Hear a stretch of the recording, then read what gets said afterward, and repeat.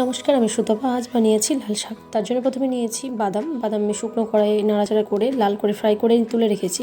এরপর কড়াই দিয়েছি 2 চামচ সর্ষে তেল, দিয়েছি 1 চামচ পাঁচফোড়ন, একটা কাঁচা লঙ্কা আর 7 কোয়া রসুন। এটাকে লাল করে ফ্রাই করে নিয়েছি। তারপর দিয়েছি 1 চামচ হলুদ। এরপর কেটে ধুয়ে রাখা লাল শাক দিয়ে দিয়েছি।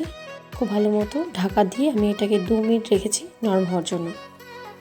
শাক নরম হয়ে গেলে এর মধ্যে দিয়েছি 1/2 চামচ লবণ, খুব সামান্য পরিমাণ চিনি। আবারও 2 মিনিট ঢাকা দিয়ে রেখেছি। এরপর দিয়েছি গুঁড়ো করে রাখা বাদাম। আবারও 2 মিনিট আমি চাপা দিয়ে রেখেছি। ঢাকনা খুলে শাক একদম রেডি। গরম গরম সার্ভ করুন গরম গরম ভাতের সাথে। এরপর ডেকোরেশনের জন্য আমি দিয়েছি উপর থেকে গুঁড়ো করে রাখা বাদাম। ব্যাস, লাল শাক একদম রেডি। আজকের মতো এখানে টাটা।